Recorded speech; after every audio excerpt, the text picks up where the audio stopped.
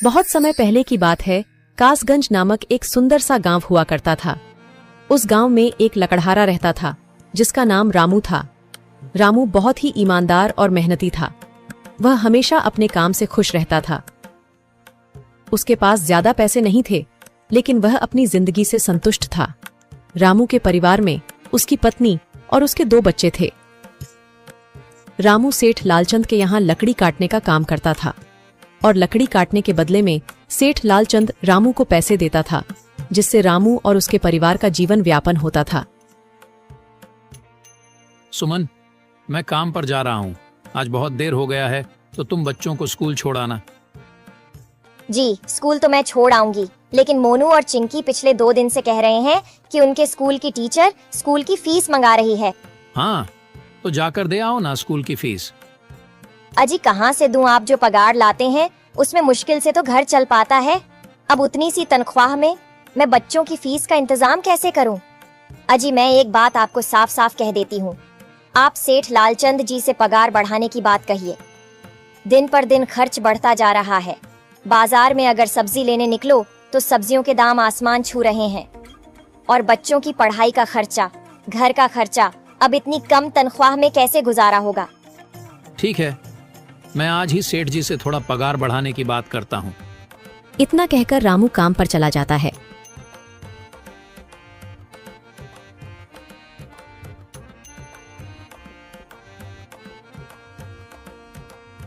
अरे भाई, आज तो पगार का दिन है। देखो, अब यह सेठ लालचंद कोई ना कोई लोचा जरूर करेगा। हमेशा कोई ना कोई बहाना बनाकर पगार कम कर देता है।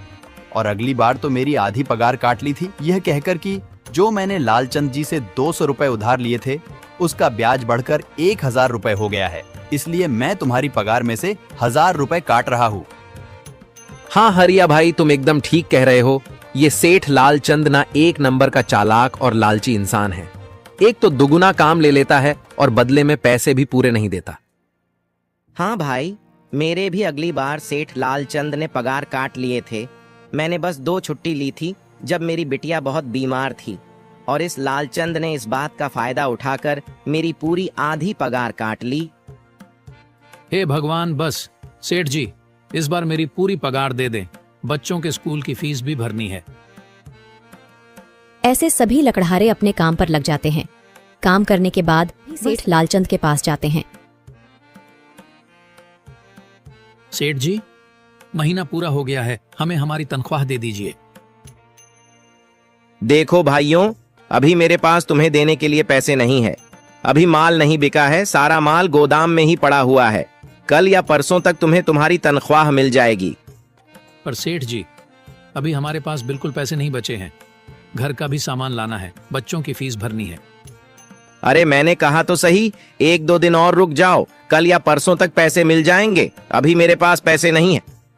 सभी लकड़हारे निराश मन से अपने अपने घर आ जाते हैं। अजी क्या हुआ?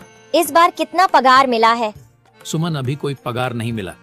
सेठ जी ने कहा है कि 1-2 दिन में पगार मिल जाएगा। पगार नहीं मिला? आपको तो पता है ना, बच्चों की फीस भरनी है। इनकी स्कूल टीचर ने आज साफ साफ चेतावनी दे दी है कि अगर कल फीस नहीं लाई तो बच्चों को घर पर ही बिठा लेना। अब बताओ मैं क्या करूं? मैं क्या करूं सुमन, ये सेठ जी समय पर कभी पैसे देते ही नहीं है। अब तो बस हम इंतजार के सिवा और कुछ नहीं कर सकते। 1-2 दिन की बात है, देख लेते हैं। ऐसे ही 2 दिन गुजर जाते हैं। 2 दिन बाद सेठ लालचंद सबको पगार देता है। अरे हरिया, ये ले अपनी इस महीने की पगार। सेठ जी, यह तो बस 2000 है। मैंने तो इस महीने 3000 तक का काम किया है। हाँ, काम तो किया है, लेकिन तूने 1-1 घंटे आराम भी तो किया है। ये पैसे उसी आराम के कांटे हैं। पर सेठ जी, आपने तो कहा था 8 घंटे काम के महीने में 3000 मिलेंगे, और मैंने तो 8 घंटे काम किया और 1 घंटे आराम। देख हरिया, मुझे ज्यादा हिसाब किताब ना समझा। ये 2000 रख, अगर चाहिए तो, और अगर नहीं चाहिए तो कहीं और काम ढूंढ ले। बेचारे हरिया के पास उन पैसे को लेने की सिवाय और कोई रास्ता नहीं था। हरिया चुपचाप वह पैसे रख लेता है। रामू, ये लो तुम्हारे 2500 रुपए। पर सेठ जी, 2500 क्यों? मेरे तो पूरे 3000 बनते हैं ना। मैंने तो कोई छुट्टी भी नहीं की और ना ही कोई आराम। मैंने तो अपना सारा काम समय पर किया है। हाँ, समय पर तो किया है, पर इस समय बाजार में लकड़ियों का दाम काफी सस्ता हो गया है। इस वजह से अभी तुम्हें भी पगार कम ही मिलेगी जब तक लकड़ियों का दाम नहीं बढ़ता।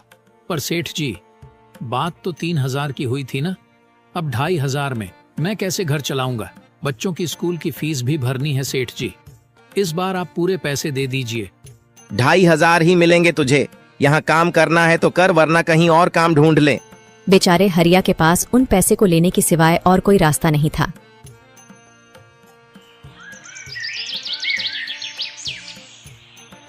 अरे भाई, यह सेठ लालचंद एक नंबर का बेईमान इंसान है। सारे पैसे अपने जेब में भर लेता है और बहाने बनाता है कि लकड़ियों के दाम सस्ते हो गए हैं। देख लेना, हम गरीबों की किसी न किसी दिन इसे जरूर हाय लगेगी। नहीं हरिया, ऐसे नहीं कहते। वह हमारे अन्नदाता है। आखिर उन्हीं के वजह से तो हमारा घर चल रहा है। अरे काहे का अन्नदाता? काम के पूरे पैसे तो देता नहीं है। पूरे महीने मेहनत करके भी क्या मिलते हैं? बस ये 2,000 रुपए। इसमें घर खर्च कैसे चलाएं? ऐसे तो हम कभी तरक्की नहीं कर पाएंगे। और हम कर भी क्या सकते हैं हरिया? हमें लकड़ी काटने की सिवा और कोई काम कहाँ आता है? और कोई काम खोलना भी चाहे तो उसके लिए हमारे पास इतने पैसे कहाँ हैं? अब जो भी हो, हमारा तो बस ये सेठ लालचंद ही सहारा है ना। कुछ देर बातें करने के बाद अपने घर की ओर निकल पड़ते हैं। जी आ गए आप। कितनी पगार मिला है? सुमन, इस बार सेठ जी ने बस 2,500 रुपए ही दिए हैं। बस 2,000? इतने में कैसे घर चलाएंगे? बच्चों की फीस में ही 1,000 रुपए निकल जाएंगे। फिर 1,500 में क्या क्या करेंगे? अब मैं क्या कहूँ सुमन, अब तुम्हें इसी में ही गुजारा करना होगा। तुम सबसे पहले बच्चों की फीस भर देना, इसके बाद बाकी का मैं देखता हूँ। अजी आप क्या देख लोगे? सेठ जी से पूरे पैसे तो मांगे नहीं गए आपसे? नहीं सुमन, मैंने सेठ जी से पैसों के लिए कहा था, पर सेठ जी ने साफ इनकार कर दिया और कहा, यह लेना है तो लो, वरना कहीं और काम ढूंढ सकते हो। मैं सोच रहा हूं कि लकड़ी काटने के बाद मैं कहीं और भी काम ढूंढ लूं। सेठ जी के यहां से काम करने के बाद मैं दूसरी जगह पर काम किया करूंगा, इससे कुछ ज्यादा आमदनी हो जाएगी। आज ही मैं सेठ जी के यहां पर काम करने के बाद और भी जगह काम ढूंढने जाऊंगा।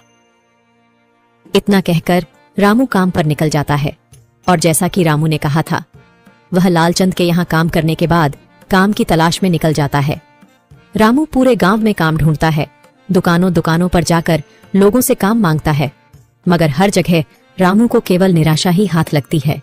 अंत में थक हार कर रामू वापस जाने लगता है।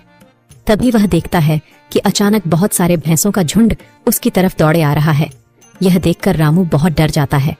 वह इधर उधर देखता है तो उसे एक गुफा दिखती है और वह गुफा में जाकर छुप जाता है। जब भैंसों का झुंड वहां से निकल जाता है तब रामू की जान में जान आती है। हे भगवान, आज तो बाल बाल बच गया मैं, वरना आज तो मैं इन भैंसों के पैरों तलों तो कुचला ही जाता। पर यह मैं कहां आ गया? रामू यह सब सोच ही रहा था कि तभी उसकी नजर गुफा में रखी एक टोकरी पर जाती है। रामू उस टोकरी के पास जाता है। ये कैसी गुफा है? ये कैसी टोकरी यहाँ पड़ी है? इसे मैं घर ले जाता हूँ, सामान रखने के काम आ जाएगी। रामू जैसे ही उस टोकरी को हाथ लगाता है, गुफा में से एक आवाज आती है, रुक जाओ, इसे छूने की कोशिश मत करो। यह आवाज सुनकर रामू एकदम पीछे हट जाता है। तभी गुफा में एक जिन्न प्रकट हो जाता है और वह रामू से कहता है, कौन हो तुम और मेरी गुफा में क्या कर रहे हो? मुझे माफ करना, आप जो भी हो। कुछ भैंसों का झुंड मेरे पीछे पड़ गया था और उनसे बचने के लिए मैं इस गुफा में आकर छिप गया और फिर मेरी नजर इस टोकरी पर गई। माफ कीजिए, मुझे लगा यहाँ कोई नहीं है तो यह टोकरी किसी की नहीं होगी, इसलिए मैंने इसे छुआ। रामू, तुम्हें डरने की जरूरत नहीं है। मैं तुम्हारे बारे में सब जानता हूँ। मेरी नजर एक बार भी जिस पर पड़ जाती है, मैं उसका इतिहास अपनी खुली आंखों से देख सकता हूँ। पर आप है कौन और आप इतने विचित्र क्यों दिखाई पड़ रहे हैं? आप अपना परिचय दीजिए। कौन है आप? मैं एक जिन हूँ और मैं कई सालों से इस गुफा की रक्षा कर रहा हूँ। यह गुफा मेरे पूर्वजों की है। इस गुफा में केवल वही इंसान घुस सकता है जिसका मन बिल्कुल पवित्र हो। अगर तुम अपवित्र होते तो तुम इस गुफा में कभी नहीं घुस पाते। तुम एक सच्चे इंसान हो, इसलिए तुम इस गुफा में घुस पाए और इस टोकरी को छू पाए। अब तुमने इस टोकरी को छुआ है तो यह टोकरी तुम्हारी हुई। नहीं, मुझे ये टोकरी नहीं चाहिए, मैं तो बस देख रहा था। डरो मत रामू, तुम ये टोकरी ले जाओ। ये कोई साधारण टोकरी नहीं है, बल्कि यह जादुई टोकरी है। जादुई टोकरी? क्या यह वही जादुई टोकरी है जिसके बारे में हमारी दादी कहानी सुनाई करती थी कि किसी गांव में एक जादुई टोकरी हुआ करती थी और वह सबकी इच्छाएं पूरी करती थी? हाँ रामू, ये वही जादुई टोकरी है। अब तुम इस टोकरी के मालिक हो। तुम इसके इस्तेमाल से अपनी स्थिति सुधार सकते हो, पर याद रखना, तुम जो भी वस्तु इस टोकरी में एक बार डालोगे वह चीज ही तुम्हें बार बार इस टोकरी में डालनी होगी। इसके अलावा तुम और दूसरी कोई चीज इस टोकरी में नहीं डाल सकते। अगर तुमने ऐसा किया तो इसका परिणाम तुम्हें ही भुगतना होगा। मेरी इस बात को हमेशा ध्यान में रखना और सोच समझकर बिना लालच किए इस टोकरी में वह ही सामान रखना जिसकी तुम्हें जरूरत हो। रामू टोकरी को लेकर घर आ जाता है। सुमन, ये देखो, ये मैं क्या लेकर आया हूँ। क्या लाए हो आप? बस ये एक टोकरी। सबसे पहले यह बताइए, आप तो काम की तलाश में गए थे ना, तो कोई दूसरा काम मिला कि नहीं? नहीं। अरे सुमन, मेरी पूरी बात तो सुनो। ये कोई ऐसी वैसी टोकरी नहीं है, बल्कि यह एक जादुई टोकरी है। रामू सुमन को वह सारी घटना के बारे में बताता है जो उसके साथ हुई। अच्छा, तो आपका कहने का मतलब है कि इस टोकरी में हमें कोई ऐसी चीज डालनी होगी जिसकी हमें सबसे ज्यादा जरूरत हो। हाँ सुमन, हमें सोच समझकर ही इसमें कोई चीज डालनी होगी। रामू थोड़ी देर सोचता है, फिर उसका ध्यान उन लकड़ियों पर जाता है जो एक बार उसने सुमन को रखने को दी थी। सुमन, तुम्हें याद है, एक बार मैं जंगलों में लकड़ियां काटने गया था तो मुझे एक चंदन की लकड़ी मिली थी और वह मैंने तुम्हें लाकर दे दी थी। हाँ, दी तो थी। तो तुम उस लकड़ी को ले आओ। हम उस चंदन की लकड़ी को ही इसमें डालेंगे और उस लकड़ी से अपना एक व्यापार शुरू करेंगे। सुमन चंदन की लकड़ी को ले आती है और उसे टोकरी में डाल देती है। वह जैसे ही चंदन की लकड़ी उस टोकरी में डालते हैं, उसमें कई सारी लकड़ियां आ जाती हैं। अरे वह, यह तो चमत्कार ही हो गया। ये देखिए, कितनी सारी चंदन की लकड़ियां हो गई। अगर आप इसको बेचेंगे तो इससे काफी अच्छे पैसे मिलेंगे। हाँ राधा, मैं कल सुबह बाजार जाकर इनको बेच आऊंगा और जो पैसे मिलेंगे उससे हम अपने मोनू और चिंकी के स्कूल की फीस भर देंगे और बाकी बचे पैसों को संभाल कर रख लेंगे। अगले दिन रामू लालचंद सेठ के यहाँ काम पर न जाकर चंदन की लकड़ियों को बेचने के लिए बाजार की ओर निकल पड़ता है। वहाँ पर रामू चंदन की लकड़ियों को बहुत ही कम दामों में बेचा, जिसकी वजह से आम लोगों के साथ साथ बड़े व्यापारियों ने भी रामू से चंदन की लकड़ियां खरीदी। लकड़ियों को बेचकर रामू को काफी अच्छे पैसे मिले। पैसों को लेकर चंदन घर आ जाता है। ये देखो सुमन, उन लकड़ियों को बेचकर मुझे कितने सारे पैसे मिले हैं। ये लो कुछ पैसे, इससे तुम कल मोनू और चिंकी के स्कूल के फीस भर देना। अच्छा, तो मैं काम पर जाता हूँ। अजी, आपके पास तो अब यह जादुई टोकरी है, तो अब आपको उस सेठ लालचंद के यहाँ काम करने की क्या जरूरत है? हाँ सुमन, मैं सेठ लालचंद जी के यहाँ काम पर नहीं जा रहा, बल्कि मैं तो वहां पर जो काम कर रहे बाकी के लकड़हारे हैं उन्हें ये खुशी की खबर देने जा रहा हूँ, क्योंकि सेठ लालचंद जी से मेरे साथ साथ वह लकड़हारे भी बहुत परेशान थे। इसलिए अगर मेरा भला हो रहा है तो क्यों ना मैं उन सभी का भला करूं। वह सभी बहुत ईमानदार लकड़हारे हैं, वह सभी बहुत मेहनत से काम करते हैं, मगर लालचंद ने कभी भी उनको उनकी मेहनत के सही पैसे नहीं दिए।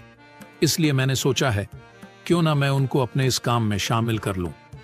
हाँ जी, बात तो आपकी बिल्कुल सही है। अगर आप सभी लोग एक साथ मिलकर काम करेंगे तो हम सब बहुत जल्द ही तरक्की हासिल कर लेंगे।